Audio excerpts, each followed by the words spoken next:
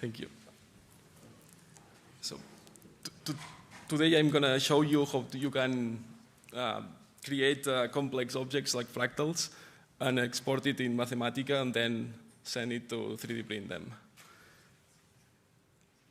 I really believe that in the future we're going to see more structures like these tree-like structures that I just saw in a few miles from here in Frankfurt. It's a Marriott hotel. So it's for me just the beginning of what's possible using these nested structures. I started studying two-dimensional fractal trees with Mathematica, and I created like this advanced tree vendor based on the Theodore Gray demonstration. So you can just explore the parameter space just by dragging the locators. You can delete locators and add them as you want. And the little trick is to add this control here, locator auto create. Then when you press command click in Mac, you can create more locators and you have more options for exploring.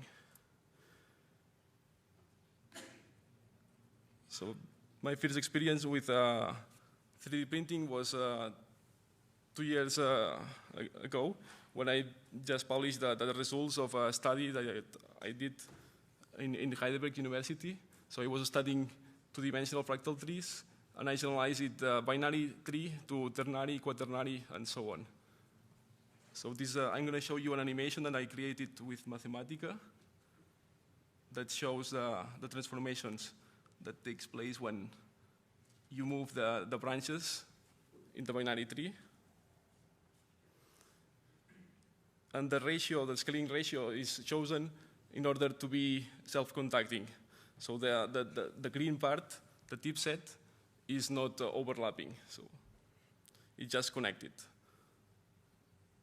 So as you can see, there are some topological changes from the canopy, so that the tip set is connected, but it changes where it is connected. From here, it's right down.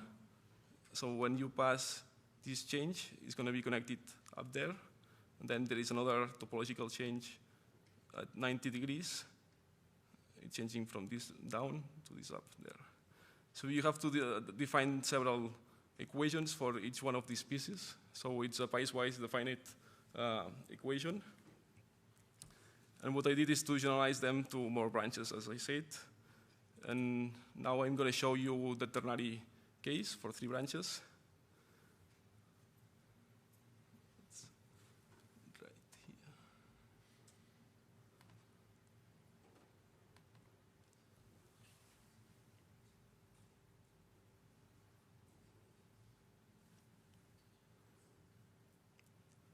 Again, there is some topological changes at some critical angles. So the first step when I created 3-dimensional objects out of 2-dimensional fractal trees is to stack all of these trees together. So I created these kind of objects that you can see right here.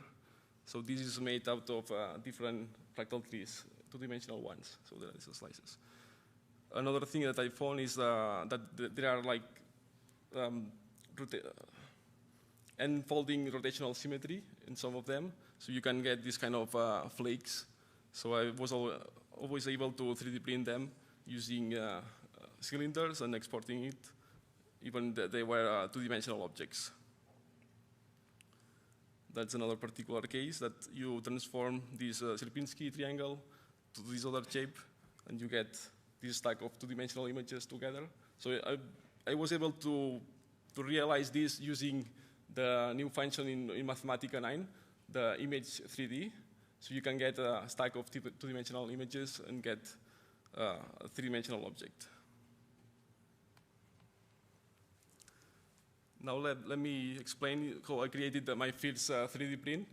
I was carrying out this project about 2-dimensional fractal trees in Heidelberg. In the visualization and numerical group led by Susanne Kromker. And there they had a sculpture. This is just a render, but the sculpture is really beautiful. It's made of spheres And when you enter, you enter to this office, you're going to see this sculpture there.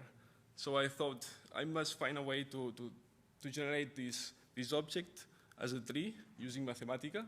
So I created the following thing because, for instance, I have seen that you can generate the Sierpinski triangle just by branches. So I wanted to generate the Sierpinski tetrahedron using branches. In this way, I use the vertex coordinates using the polyhedron data of the tetrahedron.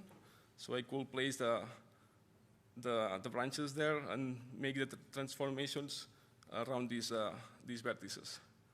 So here's just the nested sculpture, and here is the original code I wrote when I found this. And actually, I should evaluate this because it generates the tree. So then I just replaced the tubes by cylinders, and I exported it.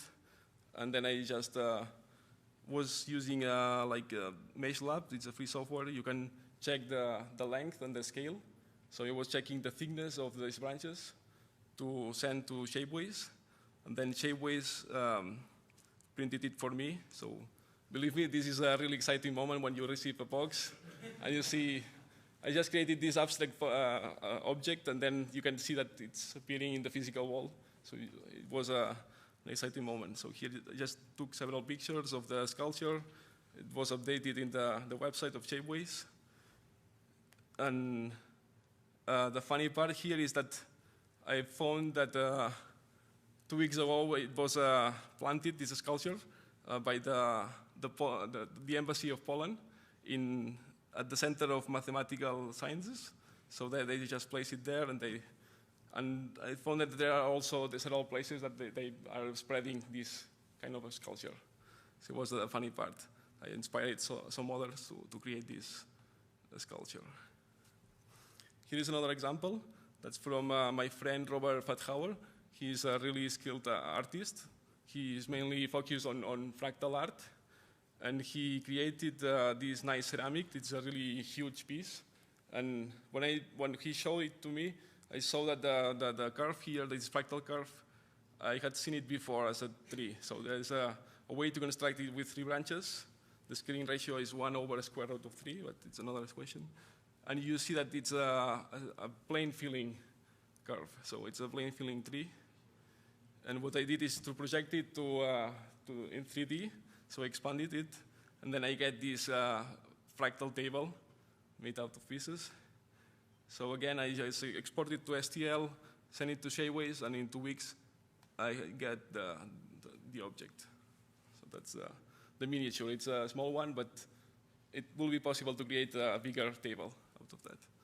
And the funny part is that you can assemble them in copies of 3, so you can create bigger objects out of that. Yeah, for instance, here you can see that I just assembled this object. It's the same one in several ones, and you can fill the whole plane just with copies of it.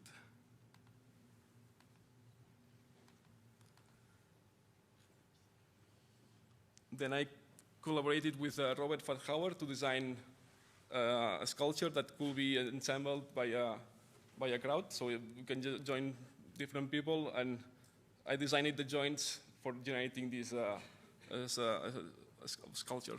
In this case, I was using the cylinder, and I took different ratios, and then I exported it as STL, and then I imported it back as a graphics complex. So it enabled me to generate these joints. And a friend of mine in my hometown had a 3D printer, so we could prototype it. And here is the result, just making a prototype of that. And it was a fun project. But what I'm saying here is Mathematica is really a good tool for prototyping, and easily you can create these kind of objects for 3D printing. Here's another example that some of my favorite Twitter programs that I tweet about fractals normally. So I was able to take it back and generate this object in Shapeways by simply I was applying a normal. So the points that are scaled, rotated, and everything, it gets back to just points.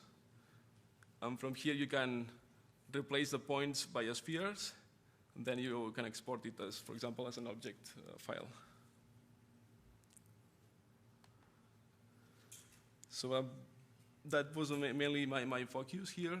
I have other projects going on. Like it's a hobby, but here is just, for example, a folding tree.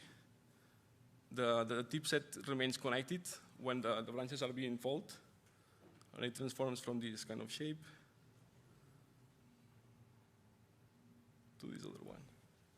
And actually, you're gonna be able to see it here printed. So this is the shape that generates. And this is the same, but as a string. It's just removing all the branches, and you get only the leaves that are connected. So you have a fractal string being folded.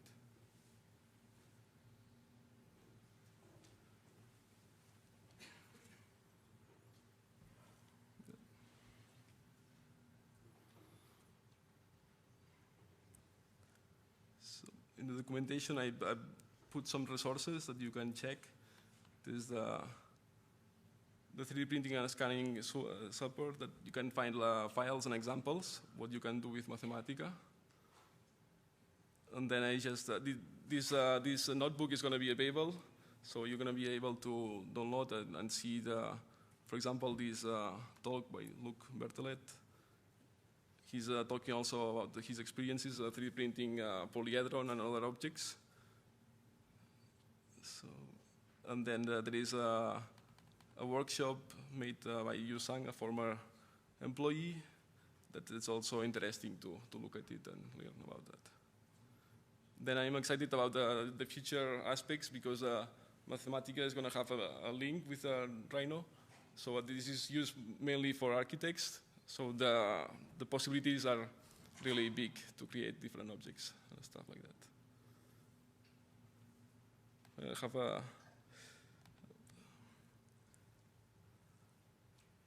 a website here that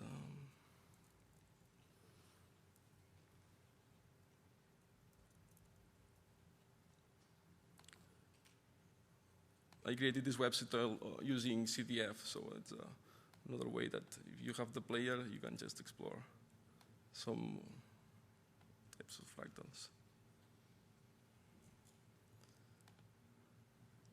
Here is just the map of symmetrical trees. Inside this region, are disconnected. Outside, they are connected. And just in the boundary, they are self-contacting. That's the first animation I show it to you.